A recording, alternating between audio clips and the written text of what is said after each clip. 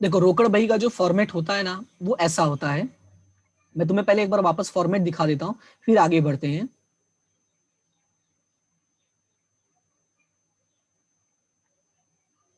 देखो नहीं तो रहने दो, इसको मैं अपने हिसाब से बना के दिखाता हूँ, थोड़ा अच्छा दिखेगा। आवाज सभी को सुनाई दे रहा है ना? तो सबसे पहले हम लोग क्या करते हैं, रोकड़ बही का फॉर्मेट देखते हैं कि रोकड़ बही का फॉर्मेट बनता कैसे था, फिर उसके बाद मैं तुम्हें बाकी चीजें समझाता हूँ। मैंने क्या कहा था कि जो भी तुम्हारा नोटबुक होता है, ठीक है, जिस भी नोटबुक में तुम लिखोगे उसको दो पार्ट्स में डिवाइड कर दो। तो जैसे कि मान लो ये दो पार्ट्स में मैंने डिवाइड कर दिया, ठीक है, आधा इधर है और आधा इधर है। ये जो तरफ होगा वो मेरा बन जाएगा उधार पक्ष, ठीक है, और ये वाला जो साइड होगा मेरा वो क्या बन जाएगा, जमा पक्ष। अब इसकी एंट्री कैसे, मतलब कॉलम कैसे बनाना है, तो कॉलम का कैसे याद रखोगे, सबसे पहला जो कॉलम होता है वो होता है तारीख का, पहला कॉलम क्या होगा, तारीख का। उसके बाद दूसरा कॉलम जो होता है वो होता है विवरण का, ठीक है। उसके बाद जो तीसरा कॉलम होता है वो होता है, इसमें तुम्हारा होता है रसीद नंबर। तो ये थोड़ा मैं विवरण का बड़ा बना देता हूँ क्योंकि मेरे पास जगह है। देखो तो अब मैं कॉलम कैसे बना लूंगा, यहाँ पे मैं लिख दूंगा रकम, फिर उल्टा करूंगा, रकम के बाद यहाँ पे मेरा क्या आता है कि यहाँ पे खाता पृष्ठ आता है, ठीक है। ये थोड़ा क्या है, ताकि इसके लिए विवरण के लिए ज्यादा कॉलम बन जाए, और ये यहाँ पे तुम्हारा आ जाएगा रसीद नंबर, ठीक है, क्या आ जाएगा, रसीद नंबर। तो देखो विवरण के लिए इतना जगह बच गया, ठीक है। तो इस तरह से करके तुम्हें टोटल कितने कॉलम बनाने होते हैं, 5 कॉलम बनाने होते हैं। फिर से एक बार देख लो, सबसे पहला कॉलम कौन सा बनता है, तारीख का, दूसरा कॉलम कौन सा बनता है, विवरण का, तीसरा कॉलम बनता है रसीद नंबर, चौथा कॉलम बनता है खाता पृष्ठ, और पांचवा बनता है रकम का, ये बनेगा उधार तरफ, ठीक है। उसके बाद बात करते हैं जमा तरफ, तो जमा तरफ में भी सेम ही होगा, सबसे पहले क्या बनेगा, तारीख बनेगा, फिर उसके बाद क्या बनेगा, विवरण, उसके बाद क्या बनेगा, यहां पे याद रखना, यहाँ पे जैसे देखो रसीद नंबर था तो यहाँ पे क्या आ जाता है, यहाँ पे वाउचर आ जाएगा, ये याद रखना है बस, ठीक है। यहाँ पे क्या आ जाएगा, वाउचर नंबर आ जाएगा, बस इतना याद रखना है। बाकी तो सेम ही है कि अगला तुम्हारा होगा खाता पृष्ठ, और उसके बाद अगला क्या होगा तुम्हारा, रकम। बाकी तो क्या है, सेम है, ठीक है। ये है तुम्हारा साधारण रोकड़ बही का फॉर्मेट, ठीक है, ये क्या है, साधारण रोकड़ बही का फॉर्मेट। और मैंने इसमें क्या बताया था, मैंने ये कहा था कि तुम्हें ये याद रखना है कि ये जो उधार तरफ होता है इसमें हम किसी भी प्रकार से, ठीक है, यहाँ पे तो मैं लिख देता हूं कि किसी भी वजह से, किसी भी वजह से रकम आए तो वो लिखना होता है।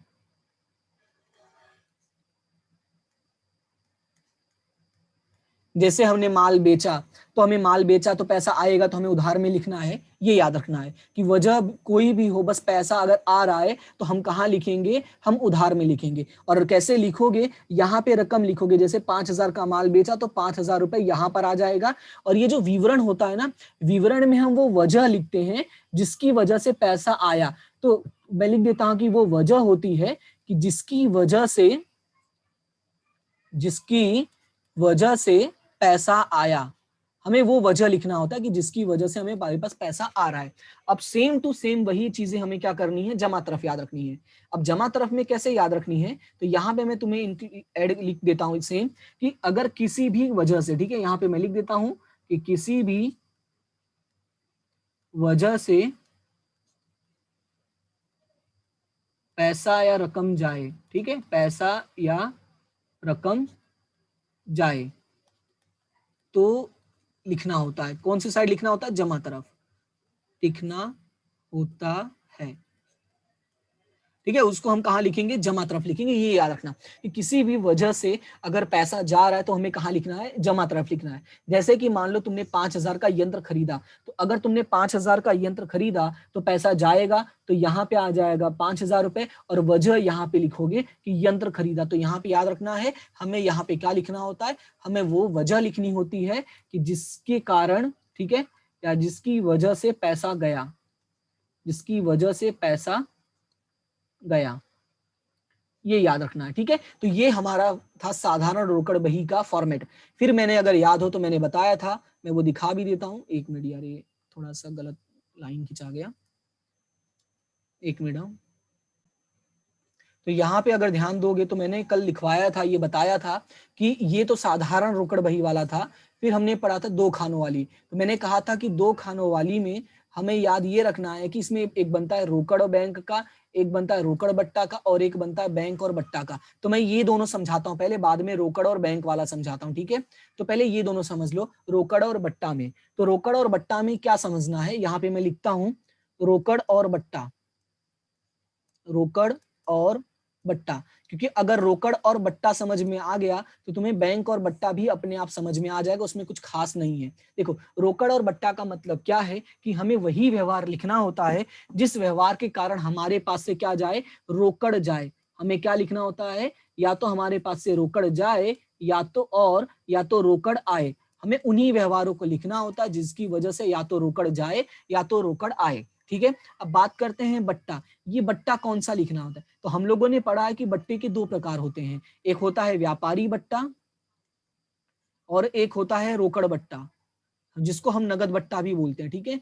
हम लोग क्या बोलते हैं, जिसको नकद बट्टा भी बोलते हैं। और हम लोगों ने ये पढ़ा है कि हम व्यापारी बट्टा की एंट्री नहीं करते हैं, तो यहाँ पर भी सेम ही याद रखना है कि हमें व्यापारी बट्टा की एंट्री नहीं करनी है।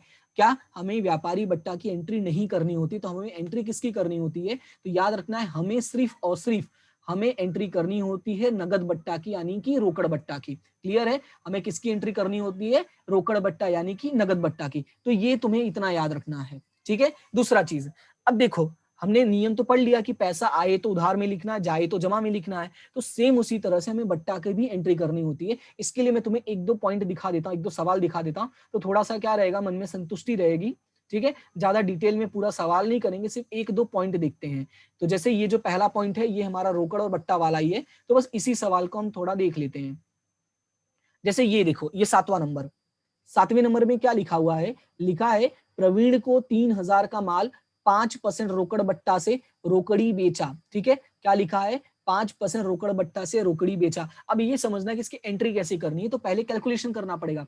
तो कैलकुलेशन क्या करोगे, तो यहाँ पे अगर ध्यान दो तो हमने कितने का माल बेचा, 3000 का, ठीक है। तो यहाँ पे हम क्या कैलकुलेशन करते हैं कि भाई 3000 का माल था, लेकिन उसमें तो 5% क्या था, रोकड़ बट्टा था। तो 3000 का 5% करो तो कितना आएगा, 3000 का 5% करोगे तो 150 रुपए आएगा। सही है, 150 रुपए। ये हमारा जो 150 रुपए का, ये क्या हो जाएगा, हमारा बट्टा हो जाएगा।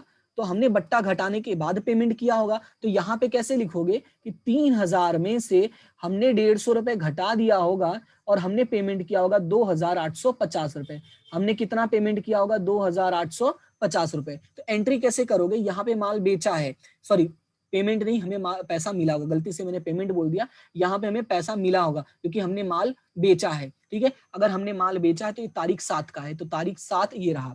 देखो तारीख 7 का हमने माल बेचा, तो पैसा कितना आया, 2850 रुपए। और देखो ये जो बट्टा है उसके में आ गया 150 रुपए। इसका मतलब क्या हुआ कि जब हम रोकड़ और बट्टा वाला बनाएंगे, ठीक है, रोकड़ बही, और जब ये बनाएंगे रोकड़ और बट्टा वाला कॉलम, तो याद क्या रखना है कि देखो बाकी 4 तो सेम ही है, तारीख सेम है, विवरण सेम है, रसीद सेम है, खाता पृष्ठ सेम है। बस क्या किया है, ये जो रकम का कॉलम है, रकम के कॉलम को 2 भागों में बांट दिया।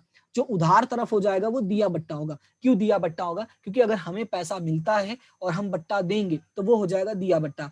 याद रखना कि हमें जब पैसा मिलता है तो हम बट्टा देते हैं, ठीक है। जैसे अगर मैं तुम्हें 5000 रुपए दे रहा हूं और तुमने मुझे बोला कि आप 5000 मत दो सर, आप 4500 ही दे दो, ठीक है, ऐसा बोला, तो तुमने बट्टा मुझे दिया। याद रखना तुम्हें पैसा मिल रहा है इसलिए तुमने मुझे बट्टा दिया, मैं थोड़ी अपने आप से बट्टा काट के दे दूंगा तुम्हें पैसे, ठीक है। तो इसीलिए यहाँ पे क्या लिखना है, दिया बट्टा। और यहाँ पे जब तुम पैसे चुकाते हो, तो जब तुम पैसे चुकाओगे यानी रकम जब तुम चुकाओगे तो तुम्हें जो बट्टा मिलेगा वो हो जाएगा प्राप्त बट्टा। यानी जैसे मैंने तुम्हें पैसे दिए तो मुझे बट्टा मिला, तो मेरे लिए क्या हो जाएगा, प्राप्त बट्टा हो जाएगा, ठीक है। तो ये याद रखना कि रकम के यहाँ पे 2 भाग हो जाएंगे। तो ये समझ में आया सभी को।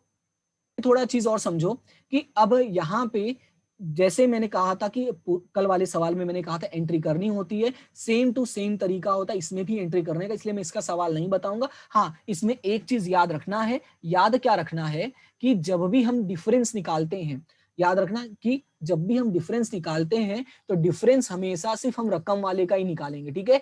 यानी ये जो रकम वाला कॉलम है हम इसी का डिफरेंस निकालेंगे, कभी भी बट्टे का डिफरेंस नहीं निकालते। क्यों नहीं निकालते हैं? इसका रीजन ये है कि ये दिया बट्टा है और ये प्राप्त बट्टा है। तो दिया बट्टा और प्राप्त बट्टा तो दोनों एक हो नहीं सकते, तो जब दोनों एक हो नहीं सकते तो इनका डिफरेंस हमें नहीं निकालना होता है, हमें सिर्फ और सिर्फ इनका टोटल करके रकम लिखना होता है। जैसे देखो यहाँ पे 20 और 180 टोटल लिख दिया है 200, और यहाँ पे 150, 180 और 60 टोटल करके लिख दिया 390 रुपए, यानी इसका डिफरेंस नहीं निकाला है, ठीक है। तो ये था तुम्हारा किससे, रोकड़ बही दो खानों वाली में पहला पॉइंट का।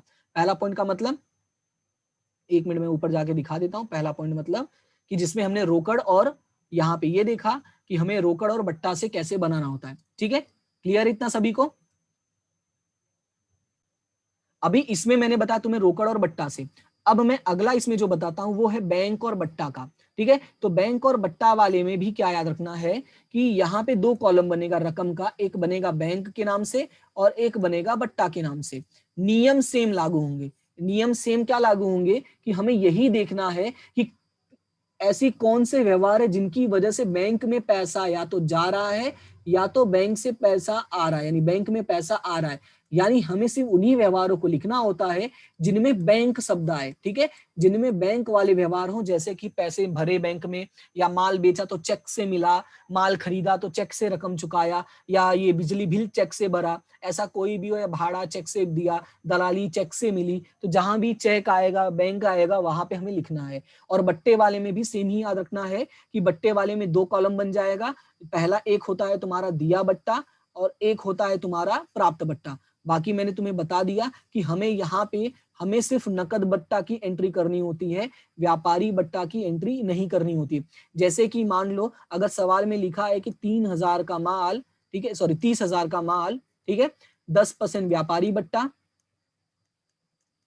और 5% नकद बट्टा से बेचा, रकम चेक से मिला, तो पहले 10% व्यापारी बट्टा घटाओगे तो यहाँ पे क्या लिखोगे भाई कि 30,000 का 10% मतलब हो जाएगा 3,000 रुपए, ठीक है। तो 30,000 में से तुम पहले क्या करोगे, 3,000 घटाओगे तो ये कितना बचेगा, 27,000 बचेगा। यानी जो तुमने माल खरीदा है, सॉरी बेचा है, वो कितने का बेचा, 27,000 का। ये 3,000 की कहीं एंट्री नहीं करनी होगी, याद रखना है।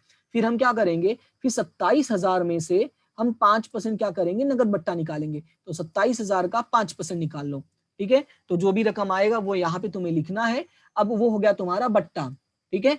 फिर क्या करोगे, 27,000 में से ये बट्टा माइनस कर देना, ठीक है। जो भी बट्टा आएगा वो माइनस करने के बाद यहाँ पे पैसे चुकाओगे, तो ये तुम्हारा चला जाएगा बैंक वाले कॉलम में और ये चला जाएगा तुम्हारा बट्टा वाले कॉलम में। हमें इसकी कोई एंट्री नहीं करनी है। बात समझ में आया? क्लियर है? तो इन दोनों पॉइंट में, यानी कि जो रोकड़ और बैंक, रोकड़ बट्टा और बैंक बट्टा है, इन दोनों पॉइंट में से इतना ही याद रखना है कि रोकड़ बट्टा आया तो रोकड़ वाले व्यवहार की एंट्री करनी होती है, बैंक बट्टा है तो बैंक वाले व्यवहार की एंट्री करनी होती है, ठीक है।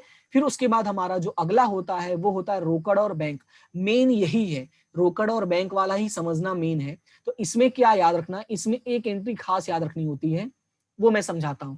तो यहाँ पे मैं लिखता हूं कि जब तुम रोकड़ और बैंक वाला कॉलम बनाते हो, यानी दो कॉलम बनेगा, एक कॉलम बनेगा रोकड़ का, एक कॉलम बनेगा बैंक का। तो इसमें एक खास व्यवहार आता है, उस खास व्यवहार को बोलते हैं जमा खर्ची के व्यवहार, ठीक है। बाकी तो सब पुराना ही है जो तुम्हें पता है, एक इसमें खास आएगा जिसका नाम है जमा खर्ची के व्यवहार।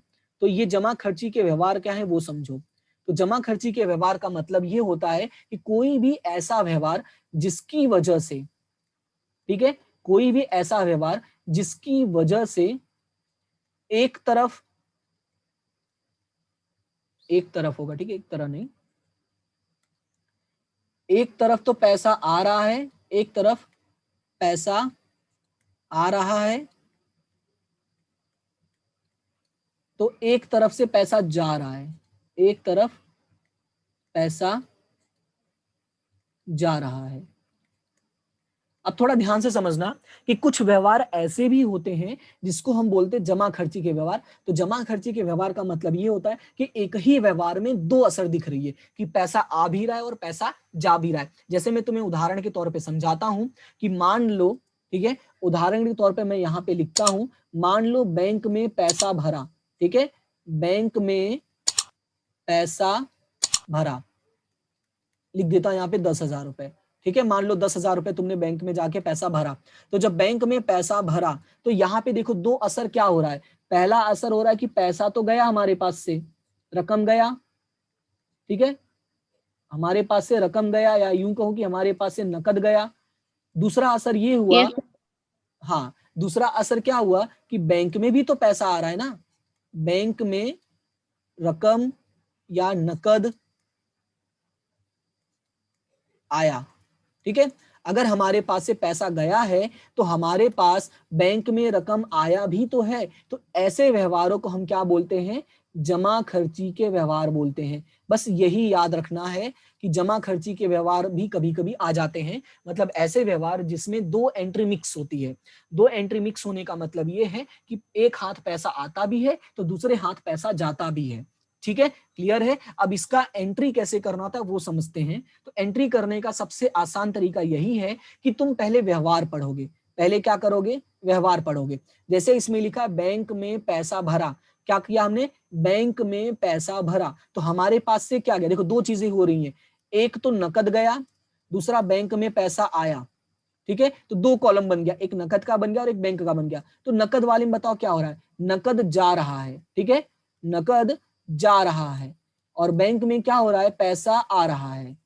ठीक है, हमें बस यही पहचानना होता है कि क्या हो रहा है। तो यहाँ पे ध्यान से देखो, जैसे इसमें नकद जा रहा है और इसमें पैसा आ रहा है, तो जहां जा रहा है, ठीक है ध्यान से देखना, नकद क्या हो रहा है, जा रहा है, तो नकद वाले कॉलम में, ठीक है, यानी जो हमने नकद का कॉलम या हमने जो रोकड़ का कॉलम बनाया होगा, ठीक है, उसके कॉलम में लिख दोगे रकम। जैसे मान लो इसमें लिखा है 10,000 रुपए, तो यहाँ पे लिख दो 10,000 रुपए। ये क्या हो रहा है, पैसा जा रहा है, तो जा रहा है तो कौन सी तरफ लिखोगे, जमा तरफ या उधार तरफ, तरफ। तो रकम क्या करोगे, यानी रकम यानी नकद या रोकड़ वाले कॉलम के जमा तरफ में जाके रकम में लिखोगे 10,000 रुपए, और जो विवरण होता है, ठीक है, उसमें क्या नाम लिखोगे, उसमें लिखोगे बैंक।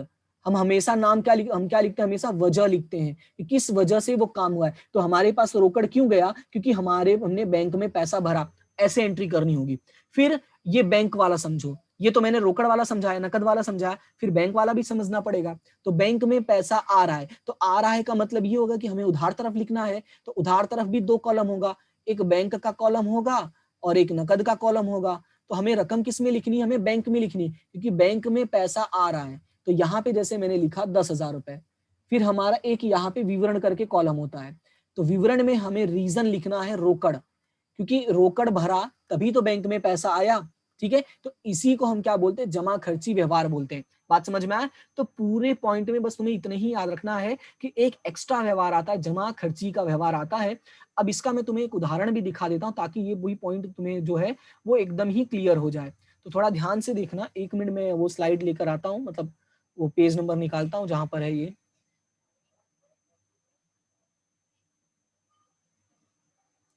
ये रहा, देखो सभी को स्लाइड दिखाई दे रहा है। यस सर हाँ देखो, तो यहाँ पे लिखा है जमा खर्ची व्यवहार, देखो यहाँ पे साफ साफ दिख रहा है, लिखा है जमा खर्ची व्यवहार। और देखो यहाँ पे वही लिखा है कि जिस आर्थिक व्यवहार में रोकड़ और बैंक दोनों ही खाते प्रभावित होते हैं, क्योंकि कुछ ऐसी वजह होती है जिनकी वजह से दोनों जगह एंट्री होती है, और ये सिर्फ दो ही प्रकार के हो सकते हैं। ठीक है, पहला तो ये है, 1 मिनट ये थोड़ा ऊपर आ गया, हाँ पहला तो यही है कि तुम पैसे निकालो। ठीक है, या देखो यहाँ पे लिखा है धंधे में से रोकड़, सॉरी धंधे में रोकड़ भरना, बैंक में भरना, या तो धंधे के लिए बैंक में से रोकड़ निकालना, या तो बैंक में पैसा डालोगे या तो बैंक से पैसा निकालोगे। यही दो सिचुएशन ऐसी होगी जहां पे तुम्हें जमा खर्ची व्यवहार आएगा।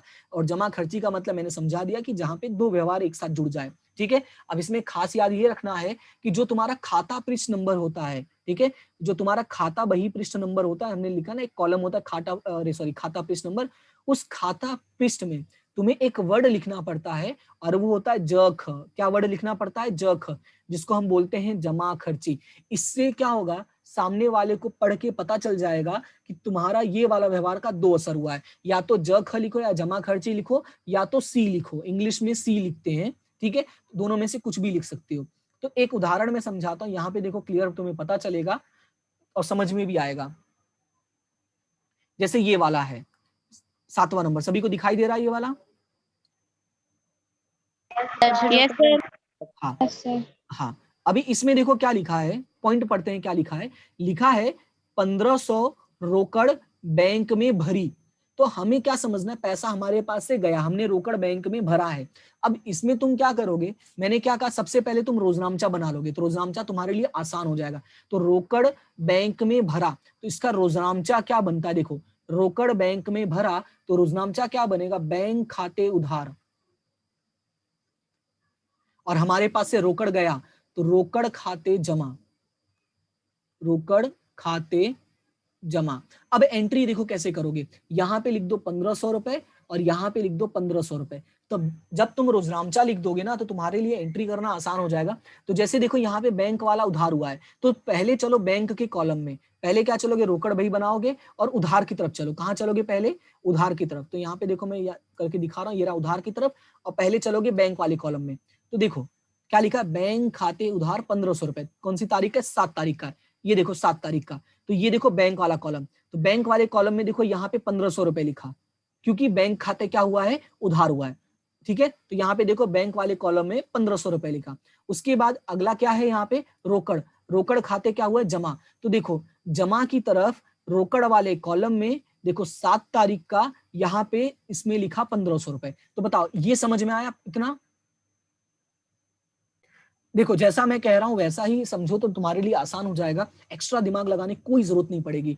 कि पहले रोजनामचा बना लो, जैसे बैंक उधार हुआ है तो बैंक के उधार कॉलम में चल के रकम लिख दो, फिर रोकड़ जमा हुआ है तो रोकड़ के जमा वाले कॉलम में चल के रकम लिख दो। फिर क्या करना है, फिर तुम्हें बस इतना करना है कि यहां अगर बैंक आया, ठीक है, यहां अगर तुमने बैंक लिखा है यानी बैंक के कॉलम में लिखा है, तो बस यहां लिख दोगे रोकड़, क्योंकि हमें क्या लिखना होता है, इसमें वजह लिखना होता है, और वजह हमेशा उल्टा होता है।